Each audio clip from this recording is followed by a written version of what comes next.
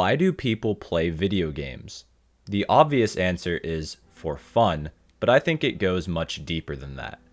Everyone's definition of fun is different, and therefore what is rewarding to the player is also different. I have been playing video games almost my entire life, and have figured out that I am a goal-oriented player. I always want to be working towards something, and this applies to hobbies outside of gaming as well. I believe this is why there are a subset of players that consider themselves completionists or achievement hunters. Players that want to complete every challenge a game has to offer. I do not consider myself a true completionist or achievement hunter, because if I am not in love with a game, then I do not care for completing all of its content and challenges. In my life, I believe I have 100% completed 4 different video games. These games are Super Mario Sunshine, Super Mario Galaxy, Old School RuneScape, and The Legend of Zelda: The Wind Waker. In both of the Super Mario games I mentioned, I collected every star or shine that is possible to collect. I even at one point in my life learned how to speedrun Super Mario Sunshine. In Old School RuneScape, I maxed out every single stat on an Iron Man account, bringing my total level to 2277. In The Legend of Zelda: The Wind Waker, I completed every completable, non-repeatable piece of content the game had to offer. But how does this apply to Smite? Essentially, the question I'm asking is, can you 100% complete Smite?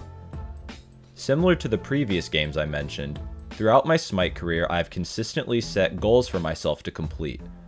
The 3 biggest goals I've completed are Grandmaster's rank on controller conquest queues, Master's rank on keyboard and mouse conquest queues using a controller, and getting every single god to rank 10, also known as getting them diamond. While attempting to achieve these goals, I also made sure to set smaller goals as to not overwhelm myself. For example, when getting every single god to rank 10, I divided it up by class. I even had a very old series where I showcased my progress to getting rank 10 with every single hunter. This series only had 2 episodes, but the thought was there. For the past year or so, I have been struggling to set myself a new goal to work towards consistently, until I remembered that Smite had its own achievement system. If you go to your profile, the 3rd tab from the top is the Achievements tab. Here, there are 520 achievements available separated across 7 categories. That's when I had the idea to deep dive these achievements and attempt to complete as many as possible. As of starting this challenge, I was at 464. This series is going to document my journey to completing as many of these achievements as possible. I understand that there are some achievements that are currently unbeatable, such as the achievements relating to old adventures. For example, there are 5 achievements that can only be completed playing Nike's Valley of Victory, which is currently not available for play in the live game. If some of these events come back, then obviously I will go for them, but as of now, I'm not going to worry about it. Another example is Master 130 Gods, which is obviously unattainable as there aren't 130 gods in the game yet. I have compiled every achievement I haven't completed and categorized them based on separate variables. I'm going to start out with the impossible category, and these are achievements that are quite literally impossible for me to obtain. These achievements consist of mastering 130 gods, the 5 achievements pertaining to Nike's Valley of Victory, reaching level 30 in the Smite beta, and completing 20 rounds in one match of Jingchen's Mountain. The next category consists of passive achievements that I won't necessarily grind for and will achieve passively over time. There are only 2 achievements in this category: playing 1000 joust matches, and playing 1000 siege or slash matches. Yes, that's how it's worded.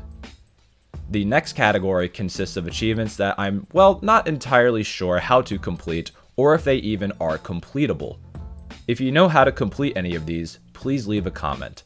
But these achievements are playing games with Cursed Voice, playing 10 hours with someone you've referred, collecting various Ratatosker skins and fusing them into Final Fusion Ratatosker, completing various Odyssey quests, and unlocking 50 gods. Smite says I've unlocked 40 out of 50, but since I bought the Ultimate God Pack years ago, I am not sure how to get this number up to 50.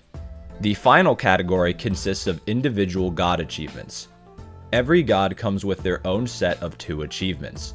I'm not going to go into each achievement individually, but the gods I still need achievements on are Ares, Ymir, Kleena, Scylla, Kukulkan, Cupid, Anhur, Nuwa, Cthulhu, Tiamat, Ratatoskr, Zeus, Tyr, Odin, Alquang, Chiron, Ra, Ishtar, Bellona, and Chernobog. This category is the main category this series will focus on. Some of these are so difficult that I might have to dedicate entire videos completing just one of these achievements. I have also categorized these achievements based on difficulty, shown here. The tiers speak for themselves, but the top 2 need some explanation. Tyr, ironically enough, has been given his own tier, as the only achievement I do not have is to obtain 15 kills using solely his ultimate in one game. I genuinely believe it is impossible to achieve this in good faith. You can obviously boost for it, or do it on a Smurf account against brand new players, but that would ruin the point of the achievement. The next tier is titled, What the Fuck, because you can't really grind for these achievements. Anhur has an achievement to get 3 kills using his ultimate, and Cupid has one to get 3 kills using a singular heart bomb.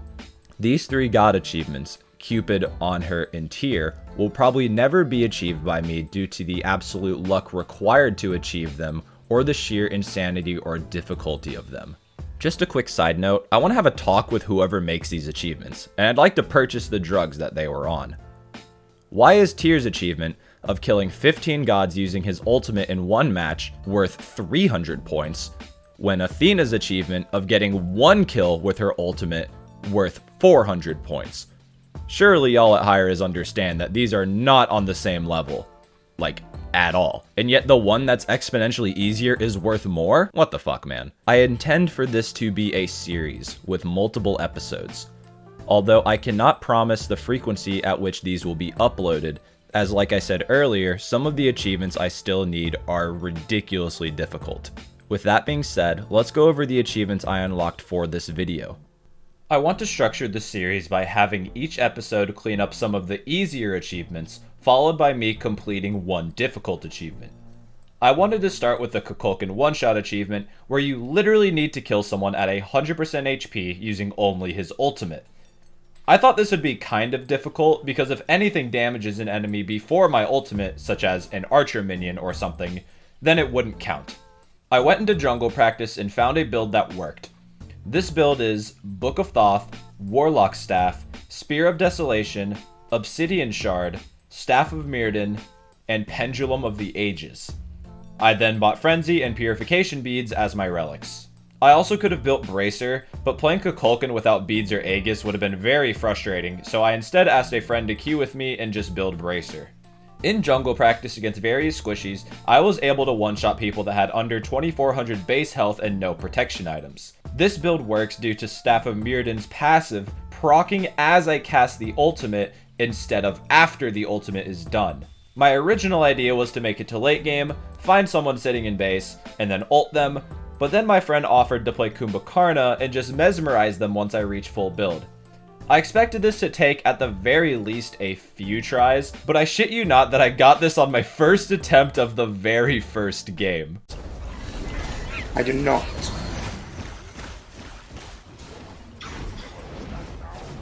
She's slowed. I'm waiting for a mez. Mess.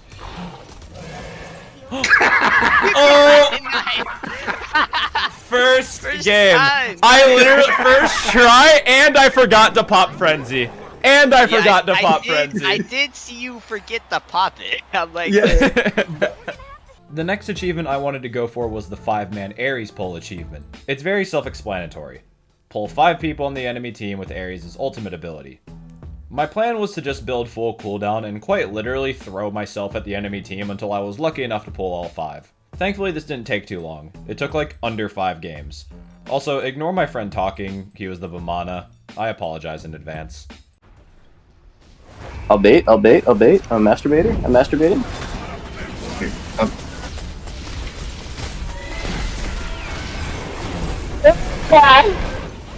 Am I a masturbator? Big masturbator? Finally, I wanted both achievements for Ra. One of them is to have 30,000 player healing in one game, and the other is to steal the Fire Giant with his ultimate ability. I have Ra at rank 10, but did most of my Ra games in Arena, which isn't long enough to get the 30k healing and doesn't have a Fire Giant on the map for me to steal. It's another 50-minute game. Yeah, Literally more another. often Oh, than- I got an achievement! I don't know why I did, but I got one! 19 more, boys! I'm gonna be completely honest, I thought both of these would be fairly easy.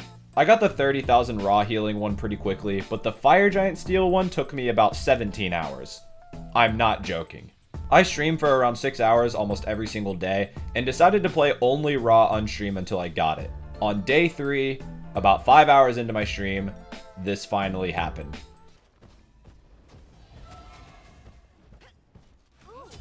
Come on, team.